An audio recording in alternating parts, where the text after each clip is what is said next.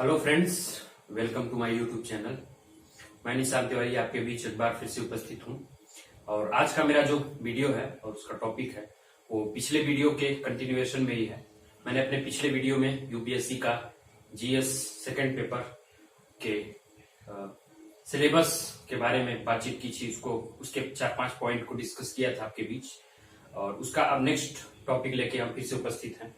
तो जो GS mains का सेकंड पेपर है उसके जो टॉपिक्स हैं नेक्स्ट आगे ये हैं। इस पेपर में है governance, constitution, polity, social justice and international relation, जिसमें आपका नेक्स्ट टॉपिक है कार्यपालिका और न्यायपालिका की संरचना, संगठन और कार्य। तो देखिए, कार्यपालिका में आता कौन है। कार्यपालिका में जो केंद्र और विभिन्न राज्य हैं उनकी जो सरकार होती है, सरकारें आती हैं, जिसमें मंत्रिमंडल शामिल होता है, प्रधानमंत्री शामिल होता है, राज्यों में मुख्यमंत्री और उसका मंत्रिपरिषद या मंत्रिमंडल शामिल होता है।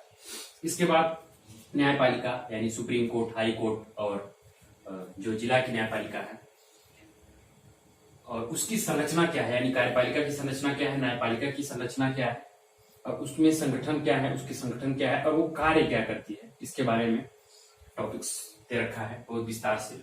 और इसी से संबंधित प्रश्न यूपीएससी अपना पूछ देता है न्यायपालिका के बारे में। नेक्स्ट टॉपिक वो जो डिफाइन है वो सरकार के मंत्रालय एवं विभाग, यानी आप भारत सरकार के मंत्रालय के बारे में या राज्य सरकार के विभिन्न मंत्रालयों के बारे में पढ़ेंगे आप। और मंत्रालयों में भी विभिन्न प्रकार के विभाग होते हैं, छोटे छोटे विभाग, यानी मान लीजिए वित्त मंत्रालय हो गया, उसमें बहुत सारे विभाग हो जाते हैं, 4-5 विभाग हो गए। इसी तरह से नेक्स्ट टॉपिक है प्रभावक समूह, जिसे दबाव समूह भी आप कहते हैं। इसके बारे में आप काफी सुने होंगे, पढ़े होंगे। जैसे बहुत सारे संगठन होते हैं जो धार्मिक, सामाजिक, आर्थिक संगठन होते हैं, वो सरकार के समक्ष दबाव समूह के रूप में काम करते हैं। वो सरकार से अपनी मनपसंद की नीतियां बनाने के लिए एक दबाव बनाते हैं। वो दबाव जनमत के माध्यम से या अन्य माध्यम से हो सकता है। इसके बाद आपको पढ़ना है औपचारिक और अनौपचारिक संगठन। विभिन्न प्रकार के एक राष्ट्र में संगठन होते हैं, वो औपचारिक होते हैं, कुछ अनौपचारिक संगठन होते हैं। कुछ जो पंजीकृत होते हैं वो औपचारिक होते हैं, और कुछ पंजीकृत नहीं होते लेकिन आपस में संगठन बना लेते हैं लोग। जैसे छोटे छोटे संगठन बना के गाँव में लोग लोन देते हैं, कृषि कार्य करते हैं, अन्य उद्यम करते हैं। और विभिन्न प्रकार के संघ होते हैं जो काम करते हैं, संगठन या संघ। उसकी शासन प्रणाली क्या है, ये जो औपचारिक अनौपचारिक संगठन और संघ है उनकी शासन प्रणाली क्या है, और उनकी शासन प्रणाली में भूमिका क्या है। पहले तो उनकी कार्य प्रणाली और इसके बाद शासन प्रणाली में उनकी भूमिका, यानी भारतीय संविधान और भारतीय सरकार की शासन प्रणाली में उनकी क्या भूमिका है। ये जो संगठन है, औपचारिक अनौपचारिक संगठन और जो बहुत सारे संघ बने हुए हैं, वो शासन प्रणाली में अपनी क्या योगदान दे रहे हैं, क्या उनकी भूमिका है, इसको आपको पढ़ना है। इसके बाद इस पर काफी सवाल पूछ सकते हैं, यूपीएससी हर साल पूछता ही है। इसके बाद है जन प्रतिनिधित्व अधिनियम की मुख्य विशेषताएं। तो जन प्रतिनिधित्व अधिनियम 1950-1951 के बारे में आपको विस्तार से पढ़ना है, और उसकी मुख्य विशेषताएं प्रीलिम्स में पूछी जा सकती हैं, उससे एमसीक्यू के रूप में। और मेंस में भी 2 साल पहले 2019 में यूपीएससी ने से संबंधित एक सवाल भी पूछा था। चुनाव सुधार से संबंधित जो सवाल पूछे जाते हैं वो जन प्रतिनिधित्व अधिनियम से रिलेट कर दिया जाता है। इसके बाद फिर नेक्स्ट टॉपिक है विभिन्न संवैधानिक पदों पर नियुक्ति और विभिन्न संवैधानिक निकायों की शक्तियां। यानी जो किसी देश में सरकार अगर काम करती है तो विभिन्न संवैधानिक पद होते हैं। जब संविधान है तो संविधान में विभिन्न संवैधानिक पद भी बनाए जाते होंगे। तो उन जो पद हैं, उन पदों में नियुक्ति जो होती है वो कैसे होती है। और इसके बाद जो विभिन्न संवैधानिक निकाय हैं उनकी शक्तियां क्या हैं। भाई, हर संवैधानिक निकाय को बनाने के पीछे कारण होता है कि उनको कुछ शक्तियां, कुछ अधिकार और कुछ कर्तव्य दिए जाते हैं। तो उनकी शक्तियां क्या है, इसके बाद उनके कार्य क्या है, यानी कर्तव्य क्या है, वो क्या कार्य करते हैं, इसलिए वो बनाए गए हैं, और उसका उत्तरदायित्व क्या है, यानी जो वो कार्य कर रहे हैं और जो किस कार्य के लिए वो बनाए गए हैं, दोनों में क्या रिलेशन है, तो उसका उत्तरदायित्व क्या है।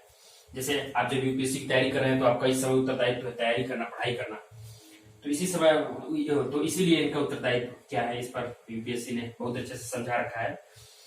टॉपिक्स दे रखे हैं बहुत विस्तृत तरीके से, आपको सिलेबस में ही सब कुछ मिल जाएगा। इसके बाद है सांविधिक, विनियामक और विभिन्न अर्धन्यायिक निकाय।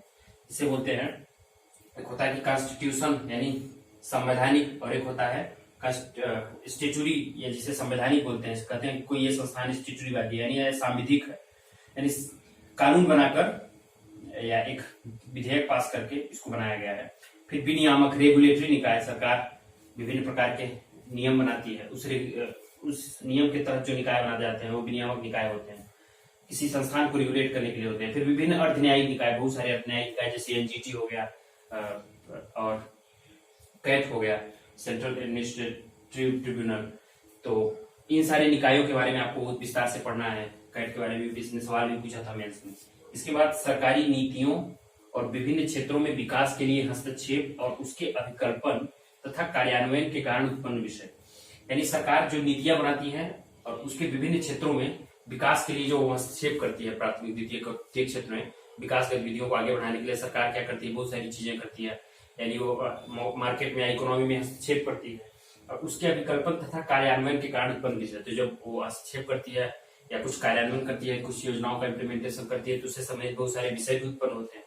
तो उन विषयों से संबंधित चीजों के बारे में भी आपको क्या पढ़ना है, यूपीएससी ने बता रखा है। जब आप इसको विस्तार से मैं किसी दिन कराऊंगा इस सिलेबस के एक टॉपिक को, तो उसमें बताऊंगा कि क्या क्या पढ़ना। तो आज मैंने आपके कार्यपालिका और न्यायपालिका की संरचना, सरकार के मंत्रालय एवं विभाग और औपचारिक अनौपचारिक संगठन, संघ शासन प्रणाली की भूमिका ये पढ़ाया, जनप्रतिनिधित्व नियम, विभिन्न संवैधानिक पदों पर नियुक्ति और विभिन्न निकाय और सरकारी नीतियां और विकास के लिए हस्तक्षेप, यानी कि 5-6 टॉपिक मैंने आपको 6 टॉपिक आज पढ़ाया है। और पुराने वीडियो में भी मैंने 5-6 टॉपिक पढ़ाया था पिछले वीडियो में। तो ये यूपीएससी का सिलेबस रहा है। इस सिलेबस को आप जब विस्तार से समझ जाएंगे, आप इसको अगर वीडियो देख रहे हैं तो आप इसको नोट डाउन करिए कॉपी में और इसको 2-3 बार पढ़िए, समझिए और टॉपिक को समझिए। इसके बाद आप प्रीवियस ईयर के क्वेश्चन पेपर को देखिए, फिर देखिए सिलेबस से ही प्रश्न पूछ रहा है और उसको आप अटेम्प्ट कर पाने की स्थिति में, यानी सिलेबस पर आप अपनी पकड़ बनाइए और उसको इग्नोर मत करिए। किसी भी किताब को पढ़ने से पहले ये जान लीजिए कि क्या सिलेबस के टॉपिक्स इसमें मिल रहे हैं। अगर मिल रहे हैं तभी उस किताब को पढ़िए। मैंने बुक लिस्ट पर एक वीडियो बनाया है, आपके बीच बहुत जल्दी देखने को मिलेगा वो, या मैं अपलोड कर चुका हूँ पहले उसको, इसके बाद इस वीडियो को अपलोड करूंगा, तो आप उसको भी देख सकते हैं। डिस्क्रिप्शन में आपको लिंक मिल जाएगी और इसके पहले वाले वीडियो की जो मैंने 4-5 टॉपिक बनाया उसकी भी डिस्क्रिप्शन में मैं लिंक डाल दूंगा, तो आप इस वीडियो को देखिए। और एक पार्ट और लेकर आऊंगा जिसमें मैं बचा हुआ सिलेबस डिस्कस करूंगा।